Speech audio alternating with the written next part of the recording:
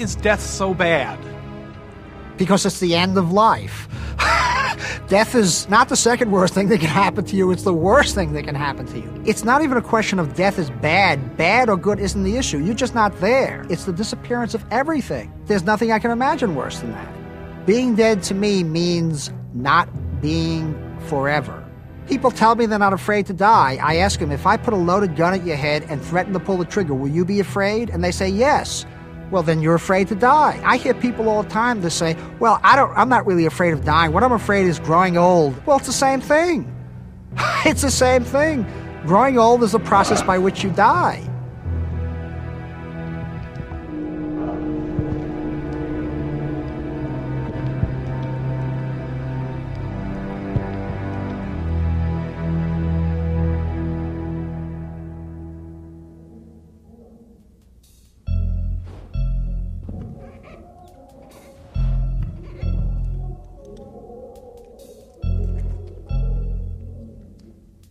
One of my heroes has always been Dr. Frankenstein.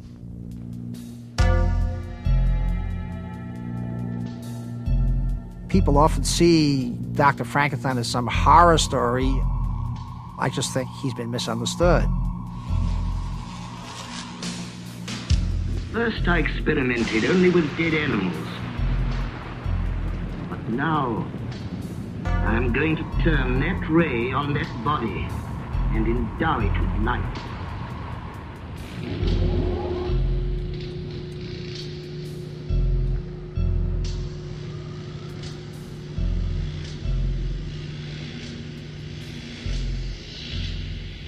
Around the age of 24 or 25, I came across an article in Playboy magazine, June of 1964, called Intimations of Immortality.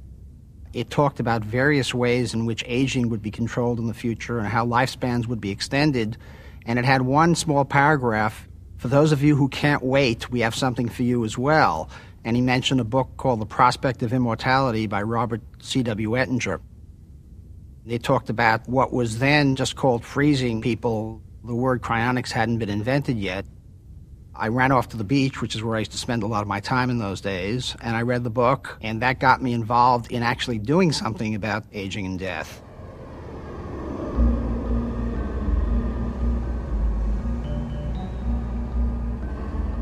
I was among the people who started the first cryonics organization in August 1965. We were involved in several of the early freezings.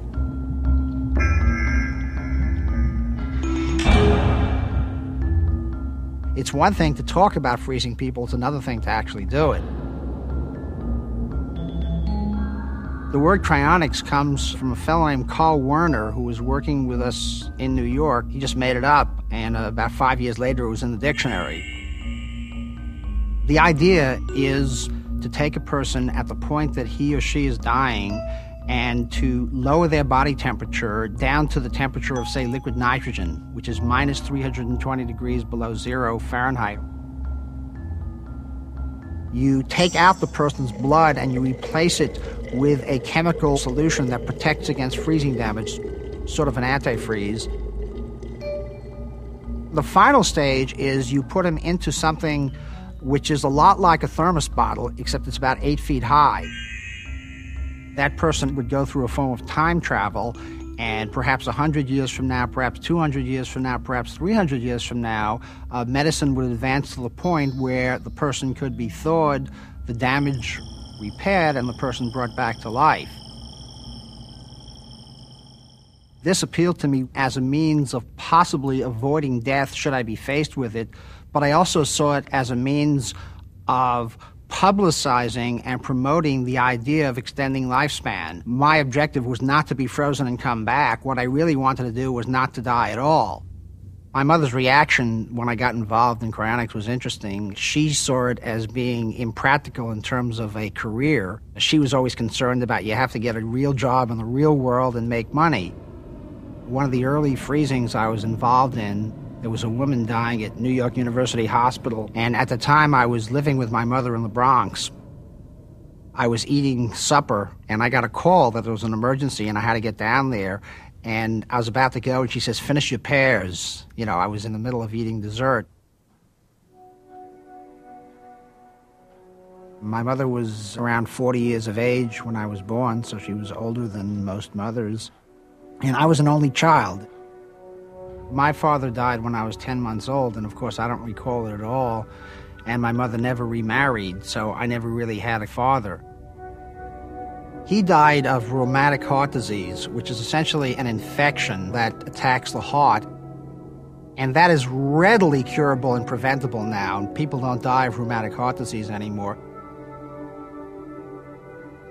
If my father had been frozen, he easily could have been cured of rheumatic heart disease, even now, or even maybe a year or so after he died.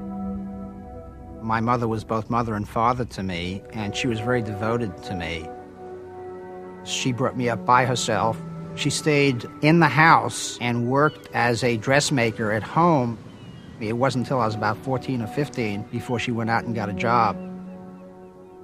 My mother really believed in being independent and having as much freedom as possible, and I learned a lot of the way I am today from my mother.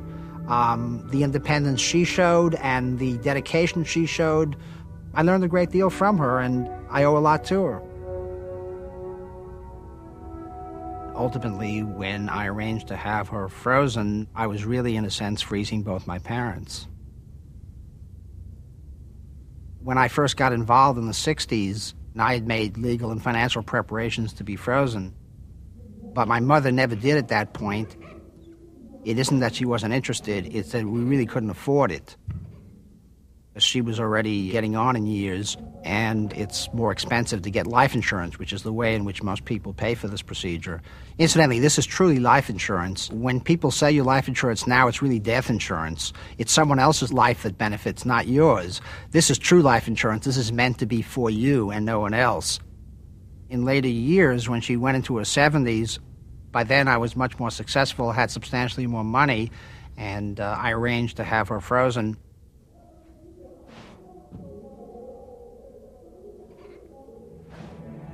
One morning, I got a call.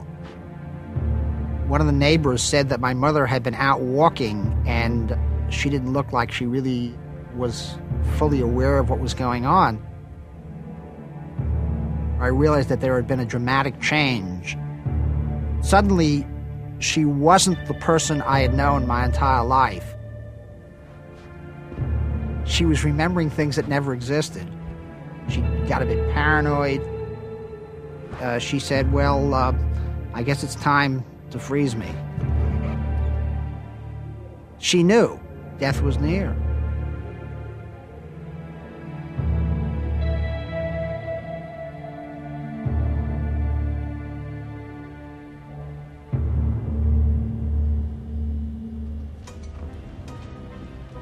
I got a call at about 2 in the morning. The nurse said my mother had almost died a few minutes ago and she was desperately trying to revive her. I decided to have her brought directly into the facility at which she was going to be frozen.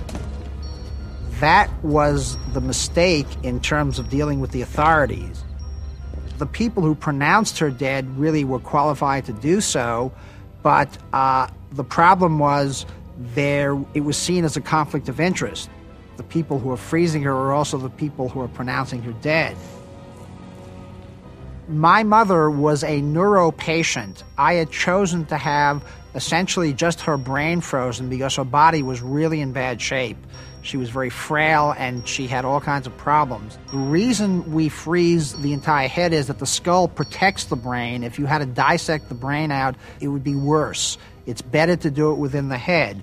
Now, this is done about 12 hours normally after the freezing process is started. And this is what was done in my mother's case. Her head was separated from her body surgically, but 12 hours after the process started and 12 hours after she was pronounced dead. And of course, 4 years and 12 hours after she really began to die. And the next morning, there's a knock on the door about noon, and it's a camera crew. Can we have some of your comments about the story that appeared in the Riverside paper? And I said, sure, what is this all about? He asked if I'd seen the story. I said, no. It said, although Dora Kent died of pneumonia coroners are looking into the possibility that she was still alive when her head was removed.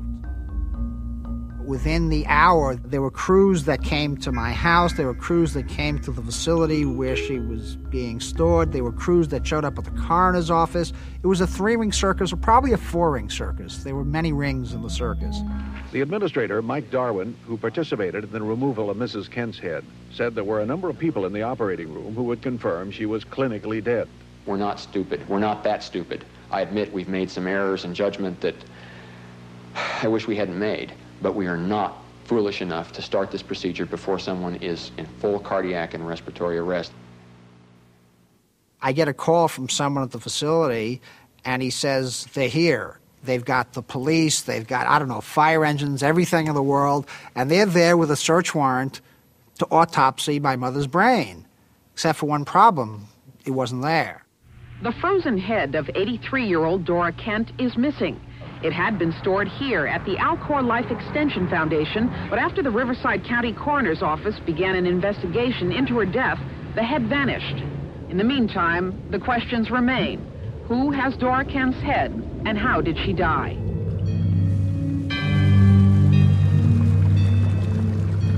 They were furious, and they started threatening all kinds of things, threatening to defrost all the patients, threatening to throw people in jail. Nobody knew where my mother was. She was safe and she was secure, but she was not there. They were talking about doing all this investigating, but they weren't doing a damn thing. They were just posturing, flailing their arms about and, playing cops and robbers. Was operating out of a couple of motels near Ontario Airport. A motel got 2 phones in there, was constantly on the phone. Only a few people knew where I was. They were after me and some of the other people like mad. That 17 days, I and some other people and the attorneys were working nonstop, continuously, to get the documentation. We wanted expert witnesses, doctors, lawyers, and so forth. We needed legal arguments, case law, all kinds of things in an unprecedented situation. Saul, I know you haven't really talked about this, but I really, really want to know, where was the head during all of this time? I really don't want to comment on that. It was at a private person's residence. It was not at mine. A private person was maintaining it in their residence. That's where it was. What do you mean a private person is maintaining? A residence. Someone took it home.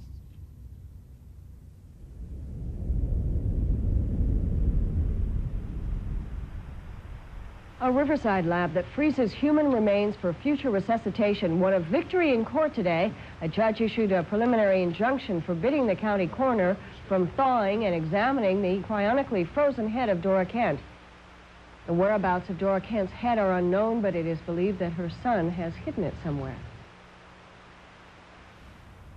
It was a matter of face. These authorities had put themselves in a position where they had made these public statements saying that there had been grand theft, that there had been murder. The truth is they never charged anybody with anything, not even a speeding ticket.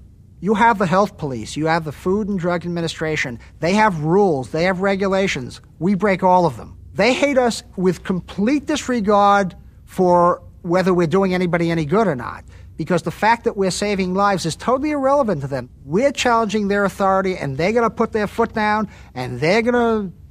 It's essentially a war which will either end in us being put out of business and perhaps in prison, or will lead to radical changes in government. I'm betting on the second.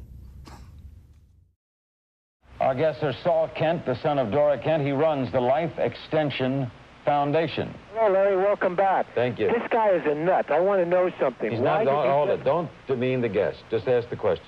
Why didn't he freeze everything? Why just the head? Well, because she was extremely elderly. She had atherosclerosis. She had osteoporosis, and I thought she needed a new body, which the future will bring.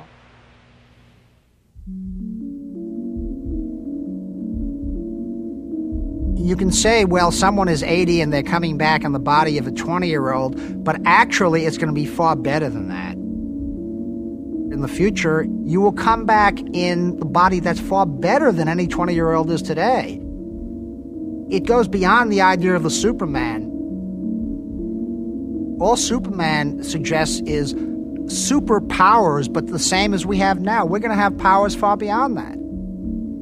You want to experience what it's like to be a man or a woman? You can do so for a while and switch back.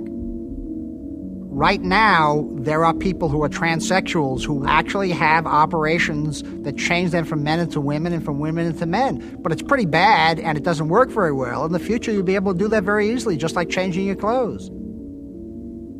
Identity is going to be one of the major subjects, both in terms of study and in terms of practical implications.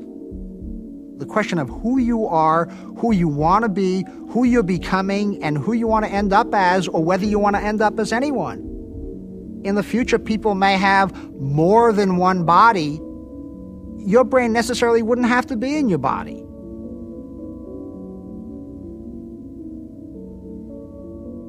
You aren't your body. You are your feelings about yourself, your feelings about other people. That's your essence. And if that could be transferred into another body, it would still be you.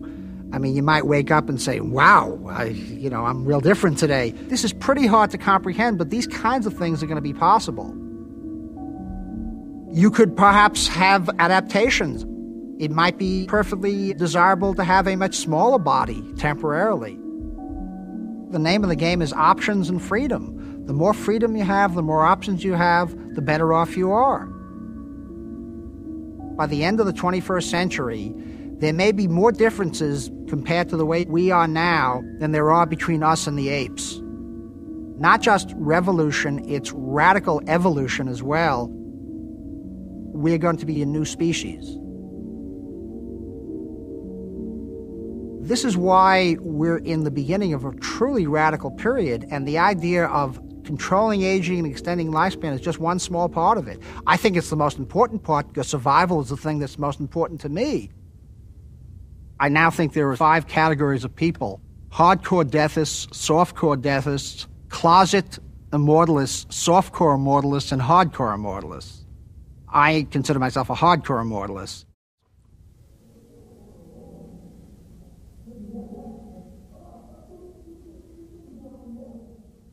People often say, I wouldn't want to be 20 again, because they think of the way they were psychologically, and I agree. If you're 40, 50, or 60, you never want to be back to the way you were 20, but physically, that's something else.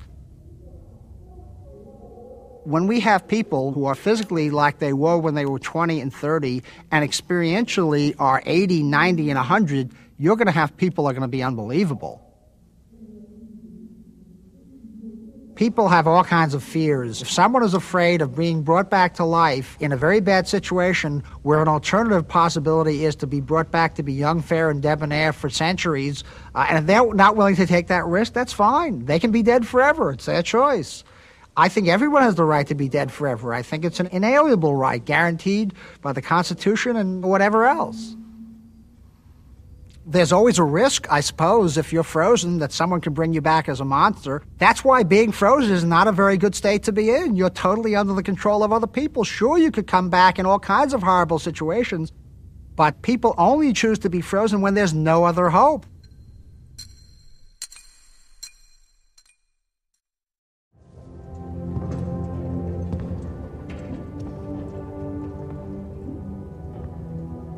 When my mother comes back, number one, they're going to have to repair the damage to her brain. Since she no longer has a body and her head is aged, they would then, and this will be possible 100 years in the future, they will then grow a younger version of her body around her repaired, youthful brain. There's a real possibility she'll be younger than I am. It would be the kind of reunion that's never happened before. We may become, at some point, more like friends and less like mother and son. It's hard to describe what it would be like. Not only would we have the entire past to discuss, but we'd have potentially an illimitable future. Those of us who survive the transition will remember what it was like to grow old and die and to have traditional relationships between parents, between lovers, between friends. It's all going to be very different. People who grow up to be immortal will not be able to really understand a lot of what we understand because we remember the way it was.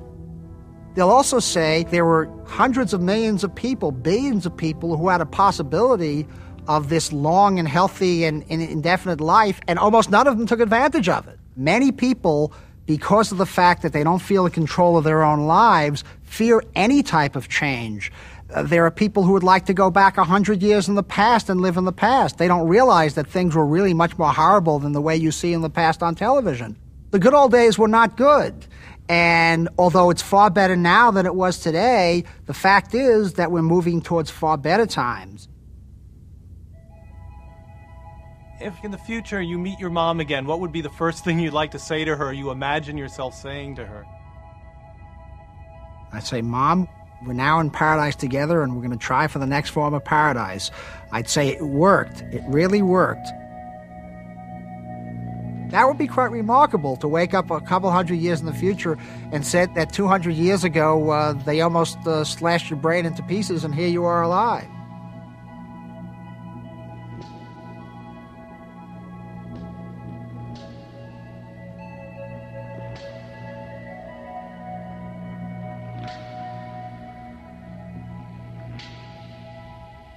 By the way, where is your mother now?